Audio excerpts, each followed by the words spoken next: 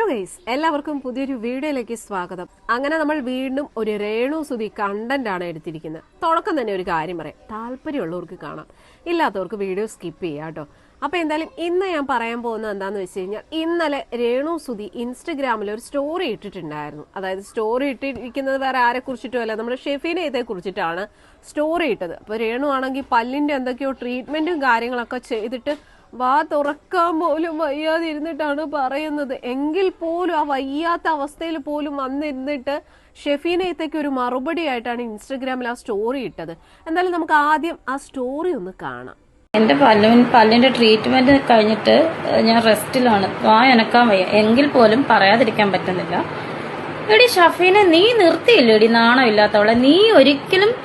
നീ ഓർക്കരുത്, നിന്റെ വീഡിയോ ഞാൻ കാണുന്നുണ്ടെന്ന്. ഒരിക്കലും ഞാൻ കാണത്തില്ല. ഇന്ന് ഞാൻ ജസ്റ്റ് ഫേസ്ബുക്ക് ആദ്യമായിട്ട് ഞാൻ കുറെ നാൾ കഴിഞ്ഞ് ഞാനൊന്ന് നോക്കി നടന്നത്.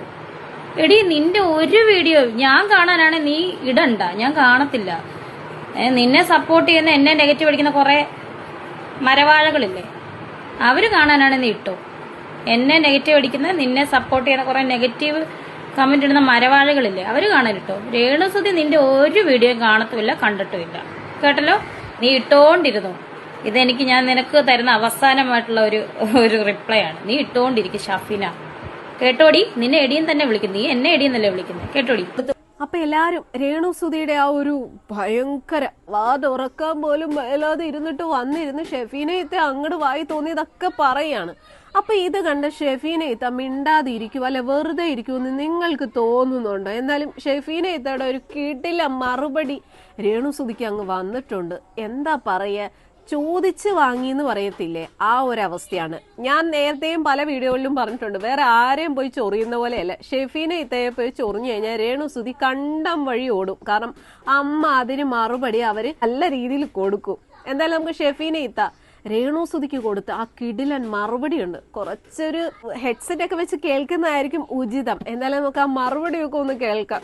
മാപ്പിള ചത്ത് കുഴിയില് അയാളുടെ ശവം പുഴുവരിച്ച് തീരുന്നതിന് മുമ്പേ മേക്കപ്പും ഇട്ട് ഇറങ്ങി നാട്ടുകാരെ ഊമ്പിക്കലായിരുന്നില്ല ഷെഫീന ബീവി എന്ന ഞാൻ ചെയ്തിട്ടുള്ളത്. നാട്ടുകാരുടെ പിച്ചയല്ല എന്റെ കുട്ടികൾ ആഹാരം ഭക്ഷിക്കുന്നത്, നാട്ടുകാരുടെ ഭിക്ഷയല്ല. ഞാൻ താമസിക്കുന്ന വീട് എന്റേതാണ്, ഞാൻ ഉണ്ടാക്കിയതാണ്. നാട്ടുകാരുടെ ഭിക്ഷയല്ല, ഞാൻ പിച്ചക്കാരിയല്ല. എനിക്ക് നാണം കെടേണ്ട ആവശ്യമില്ല. ഡയമണ്ട് മറ്റത് മറിച്ചത് ഒന്നും എനിക്ക് ഭിക്ഷ കിട്ടിയിട്ടില്ല. നാട്ടുകാരുടെ കയ്യിൽ നിന്ന് മാലയും കമ്മലും ചട്ടിയും പാടിയും വാങ്ങിയല്ല ഞാൻ ജീവിക്കുന്നത്. ഏകദേശം പിടികിട്ടിയില്ലേ? പിച്ചക്കാരികൾ ഷെഫീനായ എടി പൊടിയെന്ന് വിളിച്ചാൽ വീട്ടിൽ കയറി ചെവിടടിച്ച് ഞാൻ പൊട്ടിക്കും. ഒന്ന് ഊതിയ വീഴാനുള്ളതേ ഉള്ളൂ നീ, അത് മലന്ന് പോവണ്ട. അടിച്ച് ഞാൻ പൊടിക്കുന്നില്ല ഞാൻ. അതുകൊണ്ട് മേൽക്കൊണ്ട് ചെബീന ബീവി എന്നങ്ങാണം വിളിച്ച നാക്കാളി മോളെ എന്താ ചെയ്യുമെന്ന് എനിക്ക് തന്നെ ഒരു രൂപവും തിരിയുന്നില്ല കേട്ടോ. ഞാൻ എന്നെ കൊണ്ടോടൊന്ന് പറയിക്കരുത്. അപ്പുറവും ഇപ്പുറവും ബഹ്റിനിലും ദുബായിലും എന്നെ കൊണ്ടുപോകാൻ വേണ്ടിയിട്ട് മുറിക്കോയക്ക് തുണി പൊക്കി കൊടുക്കുന്ന ചരിത്രവും ഷെഫീന ബീവിക്കില്ല. അങ്ങനെ ജീവിക്കുന്ന തേർഡ് റേറ്റ് ക്രിമിനല് എന്റെ കാര്യം പറഞ്ഞിട്ട കാര്യമില്ല, മനസ്സിലായോടി? മേൽക്കൊണ്ട് എന്റെ വിഷയം നീ പറഞ്ഞാൽ കേൾക്കുന്ന ആരായിരുന്നാലും പോലീസുകാരായിരുന്നാലും ഇവളെ ഞാൻ വീട്ടിൽ കയറി തല്ലും. ഒരു തർക്കവും വിചാരിക്കണ, എന്റെ വണ്ടി നിന്റെ മിറ്റത്തുണ്ടാവും, ഇടിച്ച് ഞാൻ പൊളിക്കും, മനസ്സിലായോ? എന്നെ നീ വഴക്കിന് വിളിക്കണ്ട. അപ്പൊ എല്ലാരും കേട്ടല്ലോ. ഇതിൽ കൂടുതൽ എന്ത് മറുപടിയാ രേണ സുന നിനക്ക് കിട്ടാനുള്ളത്? കിട്ടി ബോധിച്ചല്ലോ, ഇത് ചോദിച്ച് വാങ്ങിയതാ. പല്ലിൽ എന്തോ ട്രീറ്റ്മെന്റോ കാര്യങ്ങളോ ഒക്കെ ചെയ്തിട്ട് വാ പോലും തുറക്കാൻ പറ്റാത്ത ഒരു അവസ്ഥയിൽ വലിയ കാര്യത്തിൽ വന്നിട്ട് ഷെഫീനയത്തെ അങ്ങ് വെല്ലുവിളിച്ചത്. കിട്ടിയല്ലോ, കിട്ടി ബോധിച്ചല്ലോ, വയറ് നിറഞ്ഞിട്ടുണ്ടാവും. എന്തായാലും ഇതുകൊണ്ട് തൃപ്തിപ്പെട്ടോണം. ഇതല്ലാതെ എന്താ പറയേണ്ടത്? ഇവള് കാണിച്ചു കൂട്ടുന്ന പ്രവർത്തികൾ മൊത്തം ചേറ്റത്തരം കാണിച്ചു കൂട്ടിക്കൊണ്ടിരിക്കുന്നത്. എന്നിട്ട് അതിനെക്കുറിച്ച് ആരെങ്കിലും സത്യസന്ധമായിട്ട് സംസാരിച്ചു കഴിഞ്ഞാൽ അത് അവർക്ക് ഇഷ്ടപ്പെടത്തില്ല. ഇവളെന്തോ ചെയ്തുകൊണ്ടിരിക്കുന്നത്? ഇവക്ക് സഹായം ചെയ്തവരെല്ലാം ഇവള് നാണം കെടുത്തിക്കൊണ്ടിരിക്കുക.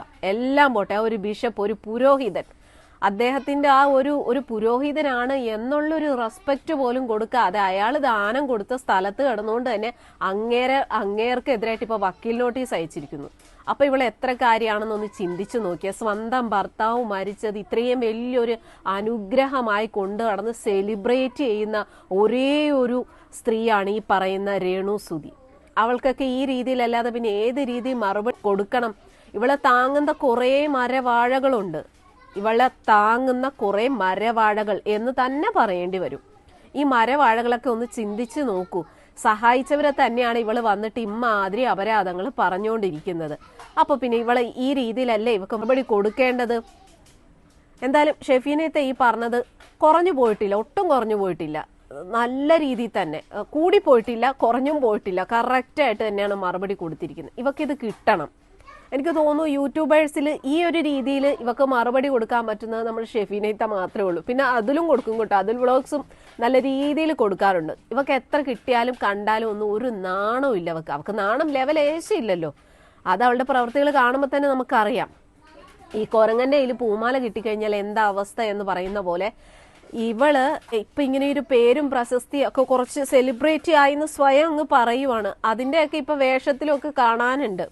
എന്തൊക്കെയാ കാണിച്ചു കൂട്ടുന്നത്. പുള്ളിക്കാരുടെ നടപ്പും ഭാവമൊക്കെ കണ്ടു കഴിഞ്ഞാൽ തോന്നും എന്തോ വലിയ സിനിമയിൽ അഭിനയിച്ചൊരു നടീന കണക്കാണ്. എന്തോ പറയുന്ന കുറച്ച് ആൽബത്തിൽ അഭിനയിക്കുന്നുണ്ട്. പിന്നെ എടുത്തു പറയാനുള്ളൊരു ഇതെന്ന് വെച്ച് കഴിഞ്ഞാൽ ബിഗ് ബോസിൽ പോയി കുറച്ച് ദിവസം നിന്നിട്ടുണ്ടായിരുന്നു. അതിലൂടെയാണ് കുറച്ചുകൂടി ഇവർക്കൊരു സെലിബ്രിറ്റി സ്റ്റാറ്റസ് കിട്ടി. ദുബായിലേക്കും ബഹറിലേക്കൊക്കെ അവർക്ക് അവസരങ്ങൾ കിട്ടിയത് നല്ലത് തന്നെ. അതവർക്ക് കിട്ടട്ടെ, അവർക്ക് ആവശ്യത്തിന് അധികം വരുമാനവും കാര്യങ്ങളൊക്കെ കിട്ടട്ടെ. പക്ഷെ അങ്ങനെയൊക്കെ കിട്ടുമ്പോൾ അഹങ്കരിക്കാതിരിക്കുക. പ്രത്യേകിച്ച് സഹായിച്ചവരെയൊക്കെ ഇമ്മാതിരി, അതായത് വേറെ ആരെ ഇവളെ എന്ത് പറഞ്ഞാലും ആ ഒരു ബിഷപ്പിനെ ഇവളെ ഇപ്പൊ ദ്രോഹിച്ചുകൊണ്ടിരിക്കുന്നുണ്ടല്ലോ, അത് പൊറുക്കേല. ഇവളുടെ ഇപ്പൊ വിചാരം എന്താന്ന് വെച്ച് കഴിഞ്ഞാൽ ഇവളെന്നും കുന്നും ഈ സോഷ്യൽ മീഡിയയിൽ ഇതുപോലെ ഇങ്ങനെ ഭയങ്കര ഹൈപ്പിൽ നിൽക്കുന്ന ഇവളുടെ വിചാരം. അത് വെറുതെയാ. അത് വെറുതെ എന്ന് വെച്ചാൽ വെറുതെയാ. കുറച്ച് നാളുകൂടെ ചിലപ്പോൾ ഈ ഒരു രീതിയിൽ ഒരു ഹൈപ്പിൽ നിൽക്കും. കുറച്ച് നാൾ കഴിയുമ്പോഴത്തേക്ക് രേണു സുധിയുടെ ഈ ഹൈപ്പൊക്കെ അങ്ങ് പോകും. അപ്പൊ സോഷ്യൽ മീഡിയയിൽ ഒരാൾക്കാർ പോലും തിരിഞ്ഞു നോക്കാത്ത ഒരവസ്ഥയാകും. അപ്പോഴും ഈ സഹായിച്ചവരും ഈ കുറ്റം പറഞ്ഞവരൊക്കെ ഇവക്ക് കാണത്തുള്ളൂ. കിട്ടുന്ന അവസരം നല്ല രീതിയിൽ ആരെയും പിണക്കാത്ത രീതിയിൽ മുന്നോട്ട് പോകുന്നതല്ലേ നല്ലത്.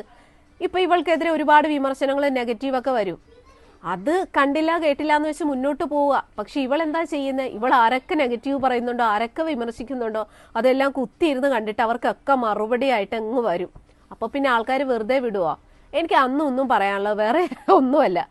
ആരുടെയൊക്കെ അടുത്ത് കളിക്കുന്ന പോലെ ഷെഫീനയുടെ അടുത്ത് കളിച്ചു കഴിഞ്ഞാൽ മോളെ കളി പഠിപ്പിക്കും. ഇപ്പൊ ഷെഫീനത്തെ പറഞ്ഞ കേട്ടല്ലോ, ഇനി ഒരിക്കൽ കൂടി അവരെ കുറിച്ച് ഇമാതിരിയൊക്കെ വന്ന് പറഞ്ഞിട്ടുണ്ടെങ്കിൽ രേണുസുധിയുടെ വീട്ടിലെത്തി അവര് പണി തരും.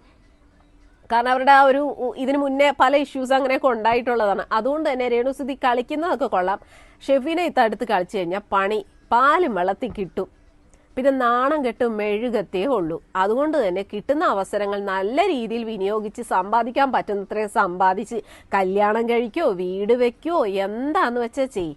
അതിനിടയ്ക്ക് ഇമാതിരി അപരാധങ്ങളൊക്കെ കാണിച്ചു കഴിഞ്ഞാൽ പ്രതികരിക്കും, നമ്മളെ പോലുള്ളവർ വിമർശിക്കും.